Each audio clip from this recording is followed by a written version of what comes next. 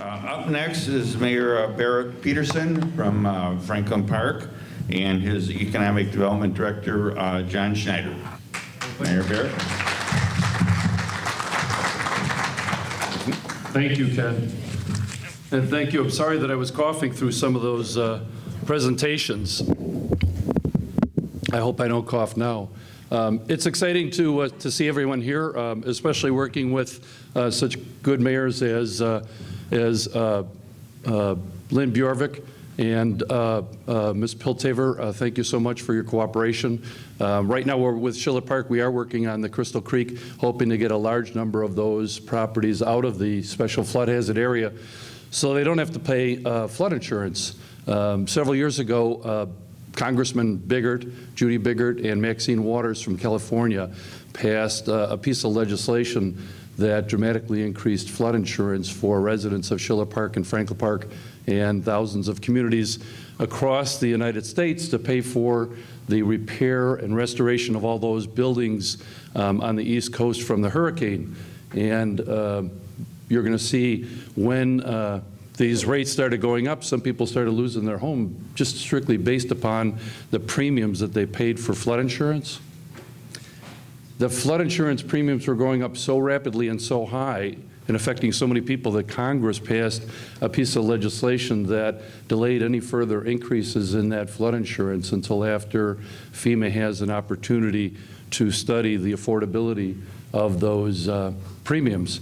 But some of the engineers I've talked to indicated that you may see those flood insurance policies going up to as high as $8,000 a year, which in some cases would be more than your mortgage payments. We're also working with Schiller Park on the improving the bridle path. The Park District, the Forest Preserve calls it the Des Plaines River Trail. And it's not in very good condition. I don't know how many people here use the bridle path? Not many? Wow. What's the question? The bridle path. Who uses the bridle path? Okay. That's the path on the east side of the river, Des Plaines River. It's not in very good condition many times of the year because of flooding. And the Forest Preserve predicts that it's going to be the most expensive trail per mile of any of the trails that they've done in Cook County so far because of all of the flooding mechanisms that are in there and also because of all of the roads that they're going to have to traverse. So it'll be interesting to see how they engineer that. So presently we're working with River Grove and Schiller Park in the West Central Municipal Conference and getting funding for that. Be pleased to work with you further on that. And then Schiller Park and Franklin Park are also cooperating in a grant that we received to study the truck routes in the O'Hare area. Right now there is no coordination between one municipality and another municipality, so you have trucks going down a road in one municipality, and when they get to the end of that municipality, the road on the other side in the other municipality is not a truck route. So we're sort of coordinating that among 12 different communities, 11 and 12 with DuPage. So the county came to us and said, listen, there doesn't seem to be any rhyme or reason about all this truck traffic. Can you guys do something about it? So we wrote the grant and asked a number of communities to participate, especially those that were very cooperative in the past and those that had a significant amount of truck and commerce traversing. It's also nice to work with River Grove on the quiet zone. Many years, well, probably 6 or 7 years ago, Joe Szabo, the former mayor of Riverdale and a railroad worker, became the Federal Railroad Administrator. He was alarmed by the large number of fatalities that were at grade crossings. And so they promulgated new rules and regulations with regard to train horns that have made many of us unhappy, at least in Franklin Park and River Grove. They made it so that the decibel level of the trains had to be higher than it was previously, and that the length of the blowing of the horn had to be longer. And so many of you have experienced these long and loud, obnoxious horns and wondered why all of a sudden we had all of this noise. Unfortunately, those loud and longer horns did not result in any reduction in fatalities at grade crossings. but nevertheless, they still have to blow them.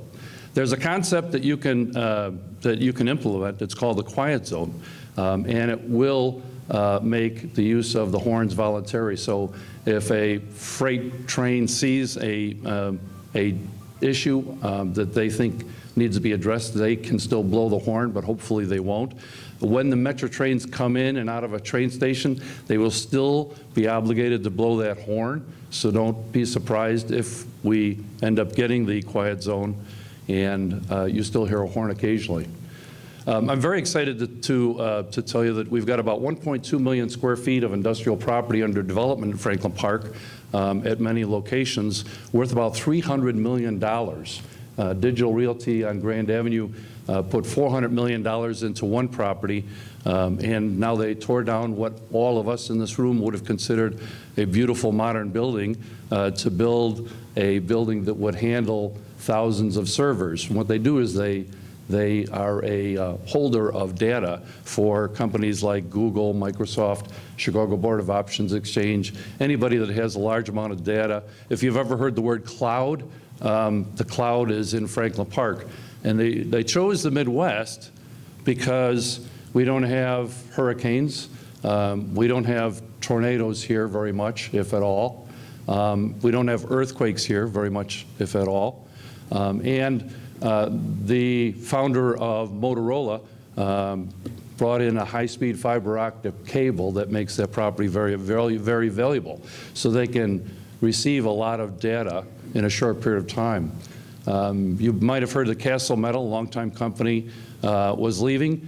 Before they even closed their doors and ceased operations, Pedersen had stepped up and purchased that. They tore that large building down. I still can't believe how big it was. You know, when you drive by it, it's one thing, but when you see them tearing it down, you see how far away the machinery is at the other end of the building. You get a sense of how big a 500,000 square foot facility is. Pedersen is building another 500,000 square foot facility to replace it, but they're doing it with a lot of stormwater management. That area was really prone to a lot of flooding. For those of you who have been around this area for a long time, you know if you drove out Franklin Avenue, there weren't any factories there.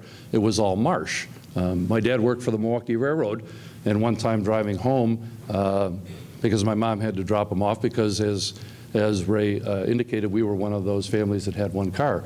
So we dropped my dad off early in the morning, and we're driving back on Franklin Avenue, and out of the marsh crawled a turtle, and that became our family pet. So it's kind of interesting that I can now tell these manufacturers why they're flooding all the time, and that's because they built on marsh, and back when they built, they weren't obligated to do stormwater management. And as all of us now, planning for stormwater management is exceptionally important. So they're doing a large amount of that. Right behind Castle Metal was McLean Fogg. They left, and Penny Pritzker's company came in and purchased that and is building a 300,000 square foot facility with stormwater management. We're hoping to take a look at that corner at Addison and Wolf and create a stoplight there for the increased traffic. In 2009, when I took over, we had, I think, about a 16% industrial vacancy rate. Today, our vacancy rate is below 6%. I'm not sure how much lower it can go, given the fact that people are moving in and moving out constantly. We have received the Government Finance Officers Association Award for the fifth time for excellence in transparency in our comprehensive annual financial report. It's a very prestigious award, and we're very proud of it. When I took over, Franklin Park had a junk bond status. We are now at A+. We've been given multiple jumps, which is unusual, and we're very pleased that we've got a large amount of development going on. We're doing a comprehensive plan with a grant from CMAP, and I also wanted to thank Metropolitan Planning Council for being involved in helping us with the bridle path or the Des Plaines River Trail. If you haven't had a chance to get out, I would recommend that you go out and take a look at it, walk it, and see what it's like now, and then take a look at what it's going to be afterward. We're trying to create avenues where people can go down Belmont Avenue, create a wider sidewalk so that there's actually a bike route that people can take or a walking route. down to the bridle path. My understanding is most of it is going to be a crushed limestone. Some of the other things going on in town are that we've got contracts underway at Manheim and Grand. I'm going to let John talk about that so I don't say anything that I'm not supposed to say. And I'm going to leave it up to John. Come on up, John. Good. Thank you. I've been in Franklin Park for 4 years, and in those 4 years, we were at the bottom of one of the worst economic plights to hit America. And when we started working, Barrett, myself, the board members, and the trustees, we looked at a plan. What do we do? How do we deal with an aging infrastructure? How do we deal with buildings that no longer really suit the marketplace? And as a result, we got a grant. So we started getting grants from places. The first one was an industrial corridor study. So we looked at our O'Hare industrial corridor area and said, what are the things that we need to do out there? And all of our plans are, I'm action-oriented. I don't want to see plans that just say, this is great, this is wonderful. We look at what can we do as government to kind of help businesses, help residents to achieve what they want to do. So we ended up doing that study. And the study basically said we need to do some infrastructure within our industrial area, that we were perfectly located for the future in terms of new buildings. But our buildings had low ceilings, they were impossible to get in and out of. So the efforts that we've kind of moved ahead on, that Barrett mentioned, all these new companies, and there's quite a few others, are as a result of us doing infrastructure. First thing we did was Franklin Avenue. We went to IDOT and said, this is really a regional road. A lot of our roads through our communities, and I look at this regionally, Schiller Park and River Grove ourselves, Elmwood, Melrose, those roads were not meant to basically support the truck traffic that's there. So we kind of looked and said, Franklin Avenue needs to be improved. So we ended up getting IDOT to fund that whole improvement between where the new tollway goes all the way east to Williams. That was a major improvement. The tollway coming through, for not only us, but for everyone east of us, it gives us a ramp and exit to come into our towns and also go from our towns. That was really important and imperative in terms of basically marketing Franklin Park. And Franklin Park's at the center point, as is Schiller and River Grove. We're at the center point of Chicago. And we're adjacent to O'Hare. Those are all big pluses. And they kind of help to generate the businesses that are out there. If you get a chance, go out and look at the industrial area by us. I mean, it's phenomenal in terms of the amount of buildings that have been torn down. And we talk about investments just in the purchase of buildings. Panettone, they paid $18 million for that site. So we're looking at numbers that are staggering for the industrial area. Also, in terms of infrastructure, we're looking at, Barrett mentioned truck routing. One of the biggest problems that all of us have in the whole O'Hare Basin is how do we get trucks around? So the 11 communities and DuPage kind of banded together. We're kicking off next week, meaning Cook County Department of Transportation, DuPage County Transportation, and ourselves as kind of the lead in this effort. We're kicking off the whole truck routing study. And it's not just where the trucks go, but it's also how do we make the physical improvements to the roads so that if there needs to be an entrance and exit, a widening of a road within a community, a rerouting, underpasses, all that gets put in the pool. So when you go out for federal and state and county grants, it says these are the things that need to take place. And it's CMAP that says that. And CMAP is the Chicago Metropolitan Area Planning Council. They weigh in pretty heavily in terms of how money gets dispensed. So we look at regionalism, we look at working with other partners. In terms of Grand and Manheim, everyone knows, that development kind of sat there and really didn't move ahead. We've sold 2 parcels of property, one which will be Chipotle. They've signed a lease. along with T-Mobile. We're working on the other 2 sites. We're probably going to have a coffee provider on one of the corners there, and we're looking at some of the other area there to redevelop that. But if you look at Grand Avenue, you know, the Kmart, that's up and running. It's got 3 new vendors in it. They're doing great. They're doing good business. They're supporting the needs of the local community. Lisa, I think last year we had 60 new businesses, 61 new businesses in town. So it's putting a stress on our staff because we're all kind of like the same size, but it's a good thing. We're all keeping really busy. So we're getting commercial, we're getting industrial, and we're moving forward. We also got a grant for environmental reviews. We went to the county and asked the county to kind of look at our community along with Schiller Park, Melrose, North Lake, Bellwood, and Maywood to look at a grant. So we got a $600,000 grant to investigate any contaminated sites within our communities. So that, you know, is a $10,000, $20,000, $30,000 activity. But that's not the important part. The second part of this grant is that the feds will help to pay to clean those sites up. So in any of our communities, if we really have areas that are really contaminated, this is a way in which we can get those sites cleaned up. I want to thank Ken Kohler for putting this together.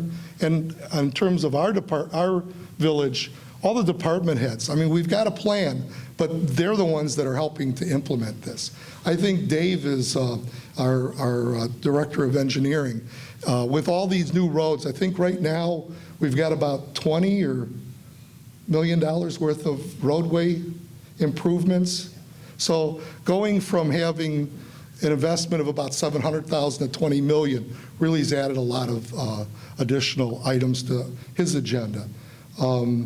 I think this has been a great year for us. I look forward to seeing what is in store next year. If you have any questions, we're here to answer them. I did want to point out John Johnson, village trustee and chairman of our finance committee. Thank you for being here. And then, of course, our department heads, Bill Brem, fire chief, Dave Talbot, engineer, Tiny, you guys might know him as Joe Laurel, head of public works. Any other department heads? Is Lisa Anthony here? Lisa Anthony was here. She's head of Health and Human Resources and also a trustee on the high school board. And then all of our great staff. Oh, Lisa Manzo is now the assistant department head for building, so thank you for being here.